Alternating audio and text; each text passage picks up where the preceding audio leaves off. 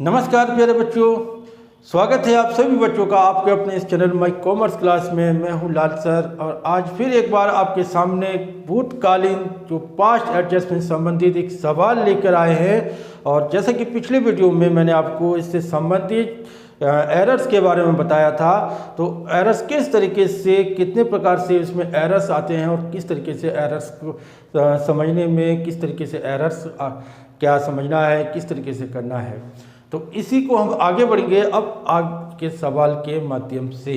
तो आगे बढ़ने से पहले मेरा सभी छात्रों से अनुरोध है जो हमारे चैनल पर नए आए हैं वो हमारे चैनल को सब्सक्राइब करना ना भूलें और वीडियोस को लाइक ना करना भूलें। तो ध्यान रखेंगे कि पास्ट एडजस्टमेंट से संबंधित बहुत ही इम्पोर्टेंट चैप्टर है, फंडामेंटल का, जो बोर्ड के एग्जाम में जरूर पूछा जाता है। तो इसी को हम आज प्रश्न के माध्यम से सॉल्व करेंगे और आपको बताएंगे किस तरीके से इसको करना है। तो देखिए यहाँ पर एक सवाल दिया हुआ है इसमें कि पास्ट एडजस्टमेंट में ABC एक फर्म में 4-3-3 अनुपात में साझेदार हैं। 1 अप्रैल 2017 को उनकी पूंजी क्रमशः 30,000 रुपये, 45,000, 60,000 थी। अंतिम खाते तैयार करने के बाद पता चला कि पूंजी पर 6% वार्षिक दर से ब्याज लगाना भूल गए, आवश्यक समायोजन लेके की। देखिए यहाँ भूल चूक, क्या भूल हुआ, क्या गलती हुआ कि खाते बना दिए गए, लाभ बांट दिए गए, लेकिन फिर जब उसमें देखा गया सही से तो पूंजी का ब्याज तो लगाना ही भूल गए। ये तो बहुत बड़ी मिस्टेक हो गई। अब मिस्टेक हुई है तो फिर उसको सुधारना भी है, क्योंकि उसको इसी खाते में किस तरीके से सुधारा जाए। कटिंग तो होनी नहीं है, क्योंकि कटिंग तो मैंने आपको पहले ही बताया था कि अकाउंट्स में कटिंग का मतलब है आपने फ्रॉड कर रहे हो, यहाँ पर फ्रॉड के दायरे में आ जाएगा। तो कटिंग किए बगैर ही सुधारना है।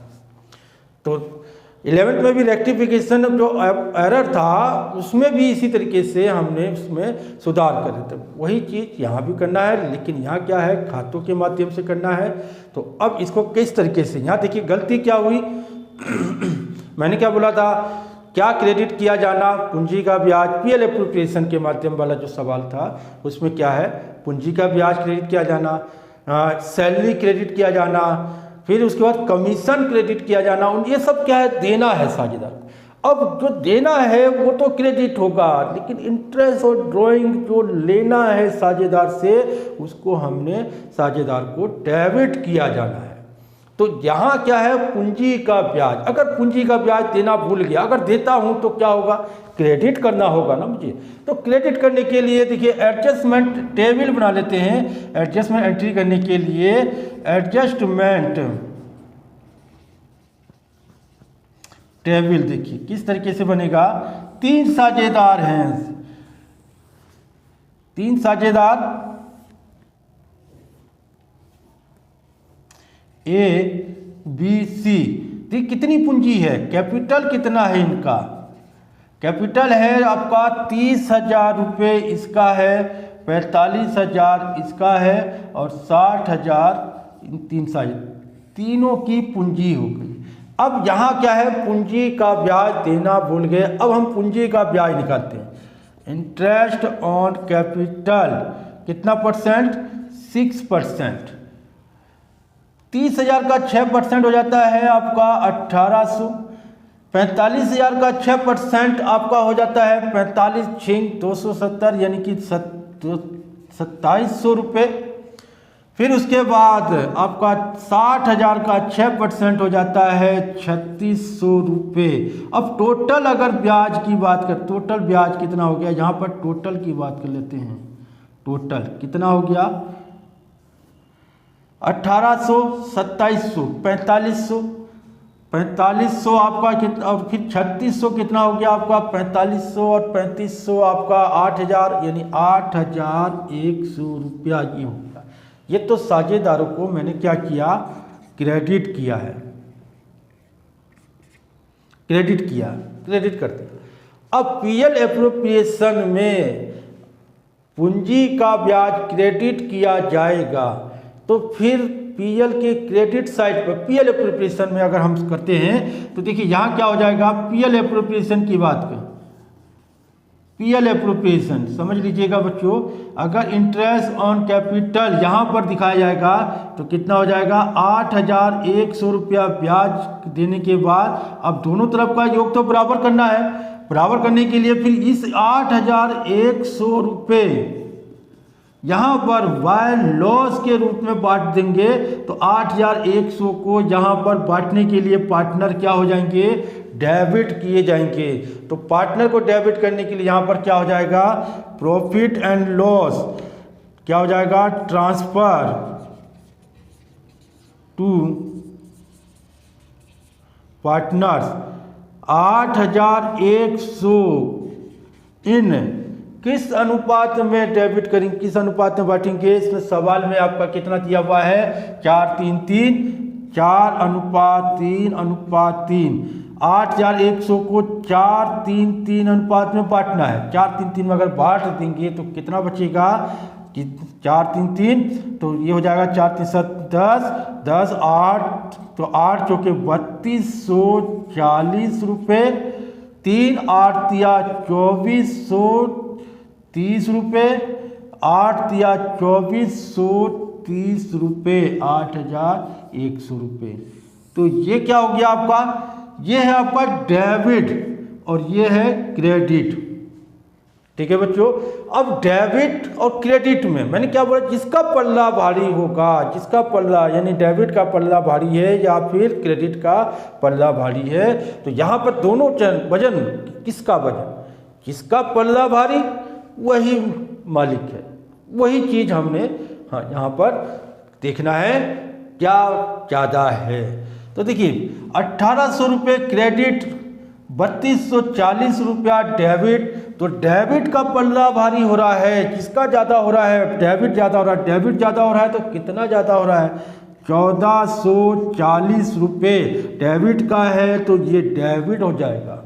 यहाँ पर देखिए 2,700 रुपया, 2,430 रुपया, 2,700 रुपये क्रेडिट का पल्ला भारी हो रहा है यहाँ पर, यानी कि वजन किस में ज़्यादा है, 2,700 रुपये का वजन कितना ज़्यादा है, कितना अंतर है इसमें। ये 2,700 में 2,430 घटाऊंगा 270 रुपये, क्रेडिट का ज़्यादा है तो क्रेडिट की रकम बच रही है यहाँ पर 3,600 रुपये है या 3,430 रुपये है। 3,430 मेरा डेबिट का वजन कम हो गया, पल्ला किसका भारी हुआ 3,600 रुपये, यानी क्रेडिट का 3,600 का कितना ज़्यादा हो गया, तो ये हो गया 1,170 क्रेडिट का पल्ला भारी हुआ तो क्रेडिट का अमाउंट आएगा।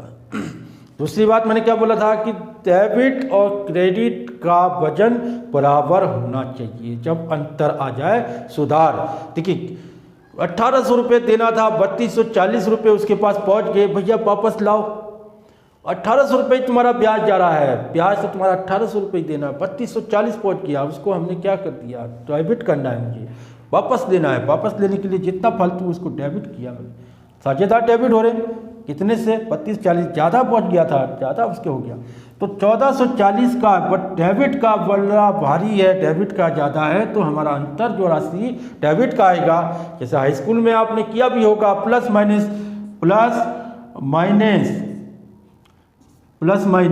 प्लस माइनस में जिसका वजन ज़्यादा होगा, प्लस की संख्या ज़्यादा है तो प्लस में आएगा, और अगर माइनस की संख्या ज़्यादा है तो माइनस में आंसर आएगा, माइनस का आंसर है। तो यहाँ पर भी वही चीज़ है। तो यहाँ देखिए प्लस का यानी क्रेडिट का अमाउंट ज़्यादा है तो कितना ज़्यादा, 270 ज़्यादा। 3,600 रुपया क्रेडिट का वजन ज़्यादा है, क्रेडिट का अमाउंट ज़्यादा है तो 1,170 ज़्यादा है तो 1,170 क्रेडिट किया जाएगा। तो यहाँ अब इसको हमने एडजस्टमेंट एंट्री करनी है। अब एडजस्टमेंट एंट्री करने के लिए यहाँ पर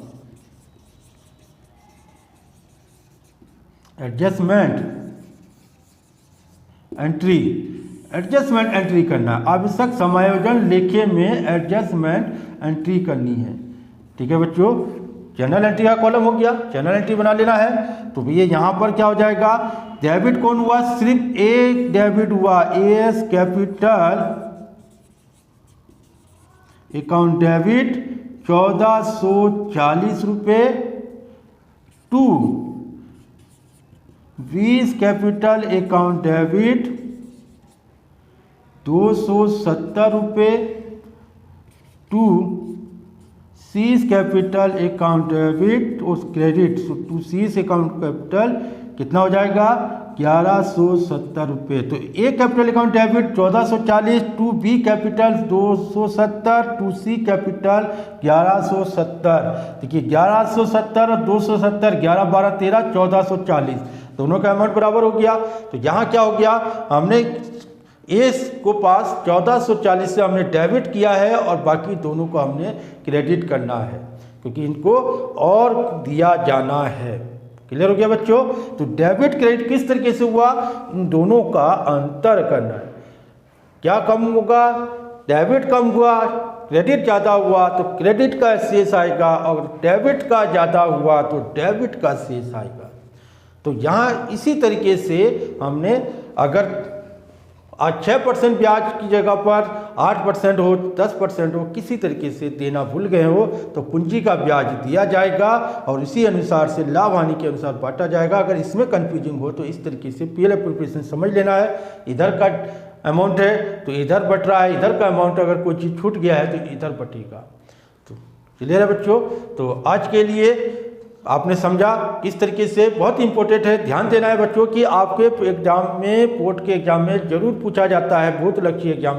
तो जो चैप्टर से संबंधित जो भूत लक्ष्य प्रश्न हैं वो जरूर पूछा जाता है और ये इतना इम्पोर्टेंट क्वेश्चन है जो भूत लक्ष्य वाला कि बोर्ड के एग्जाम में आता ही तो है ये, लेकिन कई बच्चों को इसमें कंफ्यूजिंग पैदा हो जाती है। तो मेरा आपसे सिर्फ इतना ही कहना है कि अगर आपने इसको ढंग से समझ लिया, डेबिट और क्रेडिट में किसका पल्ला भारी है, कहाँ डेबिट ज़्यादा है या क्रेडिट ज़्यादा है, बस इतना ध्यान रखेंगे तो फिर आपको कहीं भी कंफ्यूज होने का मतलब नहीं होगा और आप क्वेश्चन को बड़े आसानी से कर पाएंगे। तो बच्चों आज के लिए इतना ही है। इसी से रिलेटेड फिर एक नेक्स्ट क्वेश्चन के साथ अगले वीडियो में फिर मिलेंगे आप सभी से। तब तक के लिए सभी बच्चों को मेरा प्यार भरा नमस्कार, धन्यवाद, थैंक यू।